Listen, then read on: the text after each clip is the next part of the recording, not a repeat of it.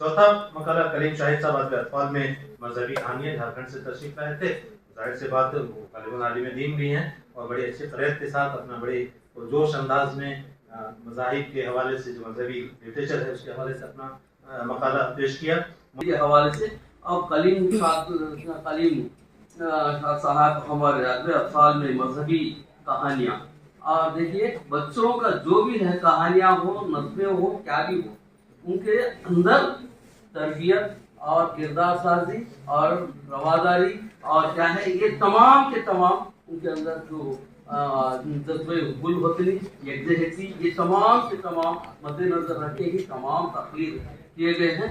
तो मजहबी कहानी की खुसूसियात से बहुत अच्छे अंदाज में आप ये किए हैं, जो उनके अंदर मजहबी कहानियों के ज़रिए से कैसे हम उनकी शख्सियत को संवार सकते हैं, उनके अंदर ईमानदारी कैसे रखते हैं, ये तमाम बहुत अच्छे इंसानियत को मोहब्बत और रवादारी कैसे ही हमें ये कर सकते हैं।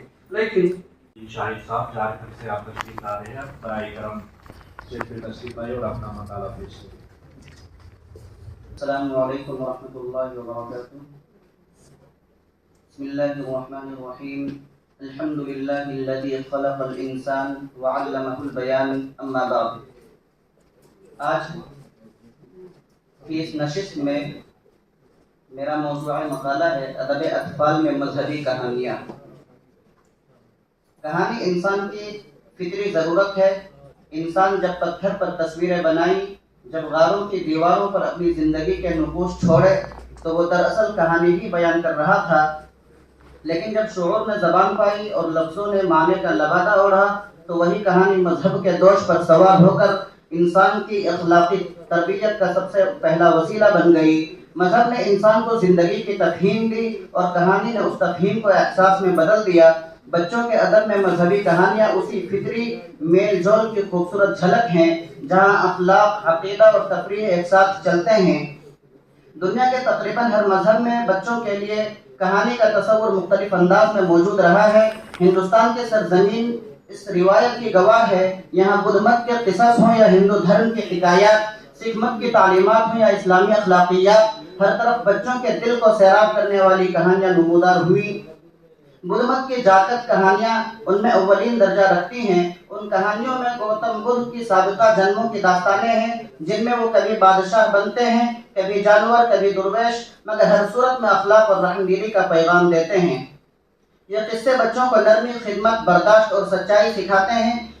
उसी रिवायत का एक और मोतबर सिलसिला पंचतंत्र है, जो हिंदुस्तानी अक्ल दानाई का शाहकार माना जाता है। विष्णु शर्मा की यह हिकायत दरअसल शहजादों की तरबियत के लिए लिखी गई, ताकि वो इक़्तिदार में आने से पहले जिंदगी की बारीकियों और सियासत की नज़ाकतों को समझ सकें। उन कहानियों में बंदर, लोमड़ी, शेर और कौवा जैसे किरदार हैं, जो इंसानी फितरत के मुख्तलिफ पहलुओं को जाहिर करते हैं। महाभारत और रामायण में भी अखलाकी व मजहबी किस्से बच्चों की तरबियत के लिए मरकजी हैसियत रखते हैं।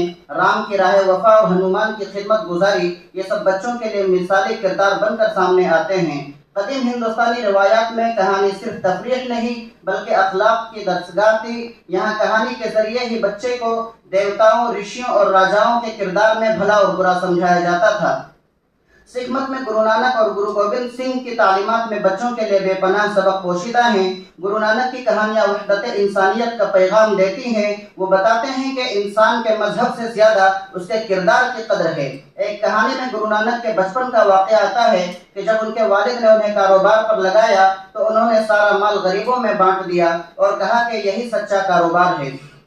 इस सादे से वाक़ये में सारी इंसानियत के लिए सबक है, सखावत, बराबरी और इंसाफ। इस्लामी अदब अतफाल का सिलसिला भी उसी तसलसल की एक रोशन कड़ी है। कुरान करीम ने कई ऐसी हिकायत बयान की जो फितरी तौर पर बच्चों के लिए तरबियती और जज्बाती असर रखती हैं। हज़रत यूसुफ अलैहिस्सलाम की सब्र व इफ़्फ़त की दास्तान, हज़रत इब्राहीम अलैहिस्सलाम के तवक्कुल व कुर्बानी का वाक़या, हज़रत लुक़मान की नसीहतें, ये सब अखलाकी और तरबियती कहानियाँ हैं जो बच्चों के जहन में ईमान, सब्र, सदाकत और खुदा तरसी का बीज बोती हैं। रसूल अकरम सल्लल्लाहु अलैहि वसल्लम ने भी तालीम दी कि बच्चों से उनकी अक्ल के मुताबिक बात करो, और यही उसूल इस्लामी अदब अतफाल का बुनियादी ढांचा है। ईसाइयत में बाइबल स्टोरीज यानी बाइबल की कहानियाँ भी بچوں کے اخلاقی شعور کو بیدار کرنے کا ذریعہ ہیں۔ انبیاء کی آزمائشیں، سب کہانیاں بچوں کے دل میں نیکی، ایمان اور محبت پیدا کرتی ہیں۔ یورپ میں ان کہانیوں نے بعد میں مورل ٹیلز کی صورت اختیار کی جنہوں نے مغربی ادب اطفال کی بنیاد رکھی۔ چین میں کنفیوشس کی تعلیمات کو بھی بچوں کی تربیت کے لیے کہانیوں میں ڈھالا گیا۔ ان میں اطاعت، علم کی جستجو اور بزرگوں کے احترام مرکزی اقدار ہیں۔ جاپان میں موہن راجا اور کرما کی کہانیاں سنائی جاتی ہیں جو بدلے اور انصاف کے فلسفے کو نرم اخلاقی پیرائے میں پیش کرتی تھیں۔ عرب دنیا میں قبل از اسلام بھی حکمت کی حکایات مشہور تھیں اور بعد میں کلیلہ دمنہ اور مشہور عربی کے ادیب الاطفال کامل گیلانی کی قصص العربیہ جیسی کتابوں نے اس روایت کو عروج دیا۔ یہ کتاب دراصل ہندوستانی پنچتنتر کی ہی عربی شکل ہے جس نے اسلامی فکر کے مطابق نئی معنویت حاصل کی۔ یوں دیکھا جائے تو مذہبی کہانیاں کسی ایک مذہب یا قوم کا سرمایہ نہیں بلکہ پوری انسانیت کے مشترکہ میراث ہیں۔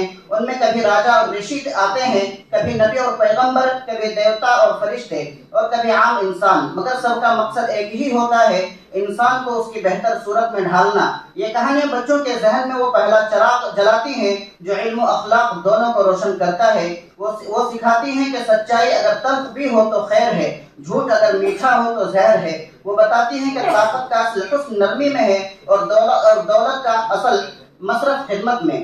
آج کے دور میں جب ادب اطفال تیز رفتاری تفریحی ثقافت کے زیر اثر بدل رہا ہے تو مذہبی کہانیوں کی اہمیت اور بڑھ جاتی ہے۔ وہ بچے کو نہ صرف تفریح دیتی ہیں بلکہ جڑوں سے جوڑتی ہے، جو روحانی شعور بیدار کرتی ہیں اور معاشرتی ہم آہنگی کو فروغ دیتی ہیں۔ یہی مذہبی کہانیاں ہیں جو نسلوں کو جوڑتی ہیں، انسان کو انسان بناتی ہیں اور ادب کو محض لفظوں کا نہیں بلکہ روحوں کا سرمایہ بناتی ہیں۔ ادب اطفال میں مذہبی کہانیاں دراصل ایک ایسی فکری، اخلاقی اور تہذیبی بنیاد فراہم کرتی ہیں جس پر انسانیت کا پورا قصر قائم ہے۔ ہر مذہب کی اپنی مخصوص روایات ہیں مگر مقصد سب کا ایک ہی ہے، نیکی، سچائی، محبت، خدمت اور خدا شناسی۔ بدھ مت کی نرم گفتاری، ہندو دھرم کی کرمنیتی، سکھ مت کی مساوات، اسلام کی رحمت اور عیسائیت کی قربانی سب مل کر ایک ایسا اخلاقی نقشہ پیش کرتی ہیں جو انسان کو عالمی اخوت کی سمت لے جاتا ہے۔ بچوں کے ادب میں ان کہانیوں کو دوبارہ زندہ کرنا وقت کی ضرورت ہے۔ آج جب دنیا مشینی ہو چکی ہے اور بچے مصنوعی ذہانت کے زیر اثر سوچنے لگے ہیں تو مذہبی کہانیاں ان کے اندر انسانیت، ہمدردی اور فطرت کی محبت کو دوبارہ زندہ کر سکتی ہیں۔ اساتذہ، والدین، مصنفین اور پبلشرز کو چاہیے کہ ان کہانیوں کو جدید اسلوب، زبان اور منظر نامے کے ساتھ بچوں تک پہنچائیں۔ محققین کو یہ بھی دیکھنا چاہیے کہ مذہبی کہانیوں میں مختلف مذاہب کے مشترکہ اخلاقی اصولوں کو یکجا کر کے بین المذاہب ہم آہنگی کے نئے در کھولے جا سکتے ہیں، کیونکہ بچپن ہی وہ عمر ہے جب ذہن خالی تختی ہوتا ہے۔ اگر اس پر محبت، رواداری اور سچائی لکھ دی جائے تو انسان کبھی نفرت کا قیدی نہیں بنتا۔ آخر میں یہی کہا جا سکتا ہے کہ مذہبی کہانیاں صرف بچپن کی تفریح نہیں بلکہ مستقبل کی تہذیب کی ضمانت ہیں۔ وہ ہمارے عہد کے لیے روشنی کا وہ چراغ ہیں جو وقت کی تیز آندھیوں کو بھی نہیں بجھنے دیتا، کیونکہ وہ انسانی روح سے جلتا ہے اور روح کبھی فنا نہیں ہوتی۔ وآخر دعوانا ان الحمد للہ رب العالمین۔